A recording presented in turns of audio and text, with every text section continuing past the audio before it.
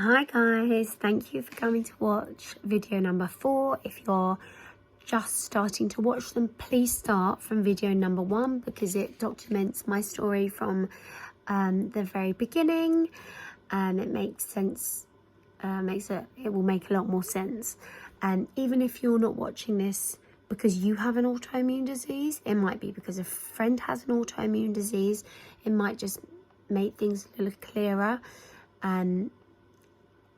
and you can see it from like their point of view. So here is chapter 4. Roll on a month and I went and got a second opinion. I've had a PET scan, MRI scan, biopsies, different medications for nerve pain. I was on extremely high steroids, and I don't know if you've heard of something called roid rage, where you get really angry. It's definitely a thing. I mean, my mum would probably tell you that I've just always been angry, but it's like going from 0 to 1,000 in 10 seconds, and it affects the whole family. And Mark would regularly say, it's okay girls, mummy's just on her pills again, her naughty pills. I'm like, I'm not on my fucking naughty pills, I'm on my fucking make me feel better pills. See, getting angry, and I'm not even on that high steroid at the moment. So I went to see my new neurologist, and he said it's not MS, it's something called vasculitis. I believe yours is affecting your central nervous system and something multi-organ dysfunction. I mean, the only dysfunction I'd heard of was Viagra, so I'm like, what are you talking about? But I was like, oh my God, like Mark and I were like, we've won the lottery. 12 years of being sick, and he has now joined the dots that actually my lungs and sinuses have all got to do with these lesions on my brain and and I was flying and I was thinking everything's great, and I was thinking, that is it, I'm done. He's waved his magic wand. No, Mrs. Phillips, it's not treatable, but it is curable. Okay, we'll go with that. I'll take that. Everything was fab. The medication was working.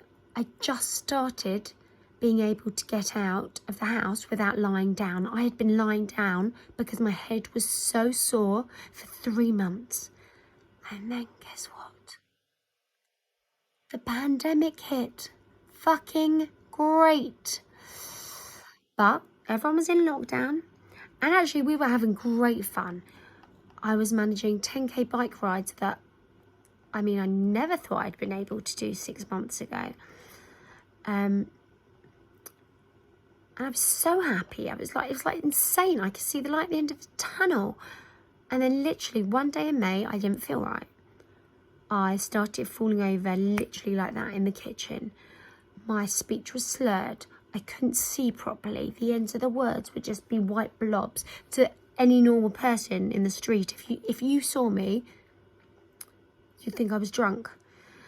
But I knew straight away something was wrong, and I said, Mark, I need another MRI. Something is wrong. And I had an MRI, and guess what? 5 new friends on my brain. And there was a major big lesion affecting all of these things, but also short-term memory loss. And I don't know what happened at the time, but something to do with him saying it affected my organs, and having had lots of lung problems over the years, and knowing that pneumonia and every lung infection puts pressure on your heart, I was like, you got to do a heart scan. Like now, I need to know. I've just got a feeling in me. I don't know what it is, but all I'm saying is if you get a feeling in your gut, you should go with it. Because that scan came back and there was fluid around the heart and there was damage to the muscle. And after a lot of the consultants had spoken together, they had agreed that the methotrexate I was on wasn't working anymore. That's fine. Because now I was legible for the hard stuff. We call it unicorn juice because who doesn't like a unicorn? But it's like bleach. they also call it domestos because it is literally that strong. It wipes everything out. But in that time, I really did have short-term memory loss. Mark would come home every day from work and kiss us all good evening, and a minute later I'd say, hello, you haven't kissed me, and he'd be like, I just kissed you. And I said, no, you haven't kissed me. And he said, I've just kissed you. And the girls would be like, Daddy's just kissed you, what's wrong with you? And I'd be asking the girls 10 times over, how was your day at school today? What work did you do? What class? Blah, blah, blah, blah, blah. And they were getting angry with me. They were like, why isn't mummy remembering everything? I don't understand. So Mark actually went to the neurologist and said, rip the band-aid off, tell me straight, is the short-term memory loss a serious problem? And he said, no, no, no, no, it's all part of the process. Yeah, fine. All part of the process. But it was very hard for them to understand and see, and very hard for me to kind of believe. So anyway, they got me onto this drug called rituximab. It's a very strong chemo drug. And I remember that day so clearly. I'd lived in active wear for most of lockdown, because who didn't? So I thought, fuck it, I'm going to wear a blue maxi dress to go for my hospital stay. And I went in, and you know, it's scary. You're on your own, you're alone, you're taking a new drug that you don't know how the hell you're going to react to. And as it happened, halfway through, I couldn't breathe properly and I needed the oxygen, which obviously makes you panic. And I needed her to slow down the infusion. So that's another thing people don't tend to do. Ask them to slow it down. It doesn't have to be quick. It doesn't matter that I was there 8 hours. After that, I was fine. Went home. I was only tired for a few days. And then a few weeks later, we were at a friend's 40th, you know, like the pop in and say hi in the garden, drive-by birthday party. And I remember speaking to a friend, and my arm started really hurting me, and I was like, this is not right. Something is just not right. And I don't know what made me do it, but I got up and I literally went straight over to Mark and almost dropped to the floor. I was screaming in agony. My right face dropped. I was fully conscious, but my whole right side went into this one big contraction. My hand was like this. My leg was so rigid that you wouldn't, like, for love nor money, Mark could not move it. It was just horrific. He thought I'd had a stroke. Everyone around me didn't know what to do. And after a minute or two, when you're in it, you're not sure how long you're in it for. I came out of it and we decided to go, and we left and we went to his mum's round the corner. And as I got out of the car, it happened again, and I was lying on the pavement, and it just kept happening more and more. The kids, from being in absolute terror, now knew what to do to calm me. Like, it was awful that they were calming me. It was happening morning, noon, night. Friends came to visit me. It would set one off. Every time I moved in a certain direction, I had to be carried to the toilet. In the end, we spoke to the neurologist, and he said, yes, they're called tonal spasms because your brain's waking up from its sleep, so all the neurons are misfiring, but it's completely normal. Let me tell you, nothing was fucking normal about those spasms, because I have never, ever contracted that hard without a baby coming out. And that's the only way I can describe it. If you've had a baby, you would kind of get a little bit of a feel of that most horrific pain, and there was just nothing I could do, because not only that, my face had dropped, I couldn't speak, I remember Lacey one day saying, "Mummy, why are you speaking German?" Which makes me laugh now, but at the time it was awful. So in the end, Mark sent a video off to the neurologist, and he was like, "Right, that's it, get her straight into A&E now. We're taking her in for the week."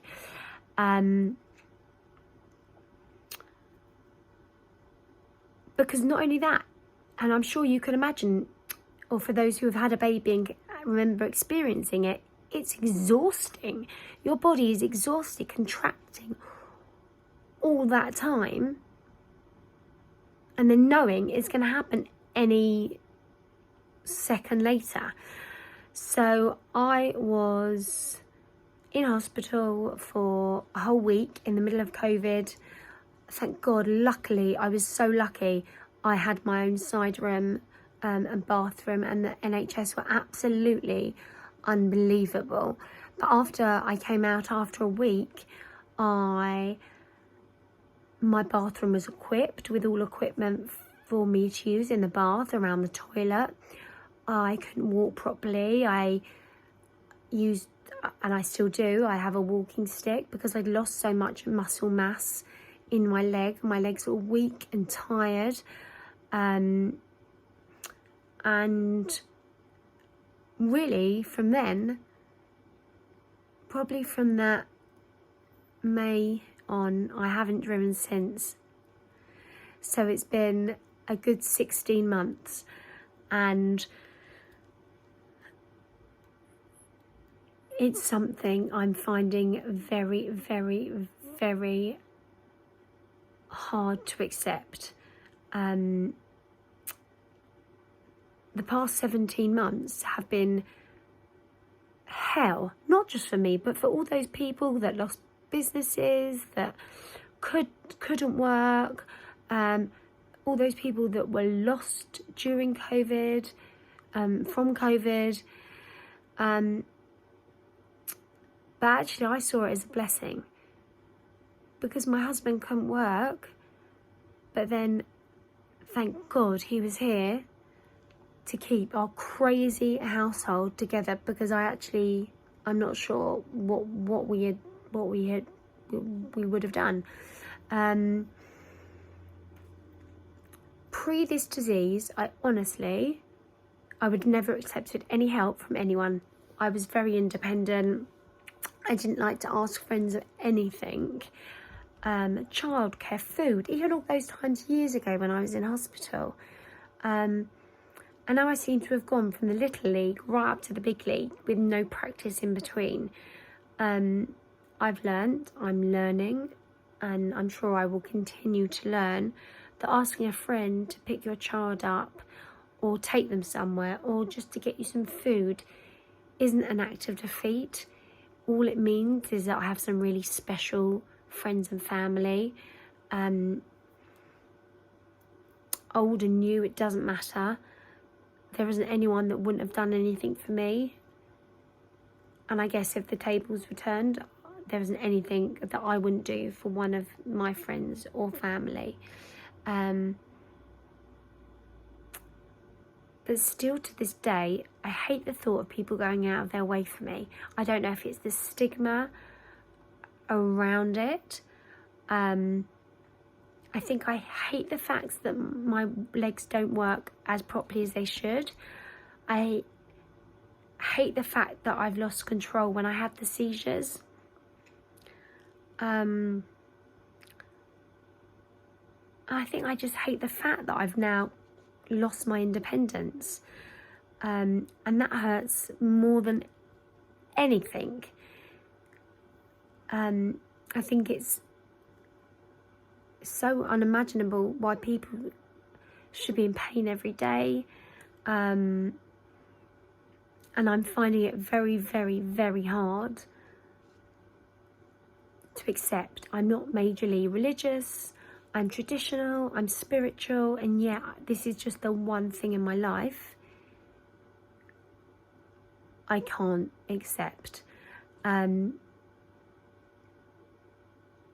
My family understandably won't let me drive until I've had the next lot of medication.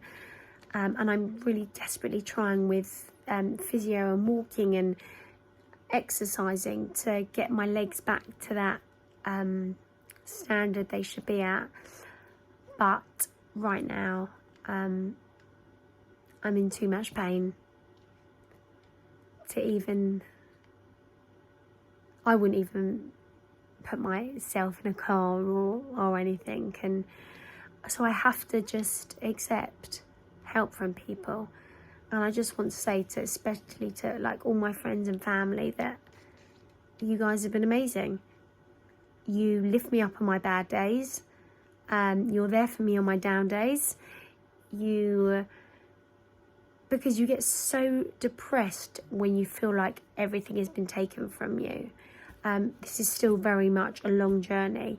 It is by no means, I don't even think I'm a quarter of the way through it yet. But last year when I was in hospital was pretty bad. But I'm here now, so there is some light at the end of the tunnel. And I will speak to you next episode. Night night. Bye.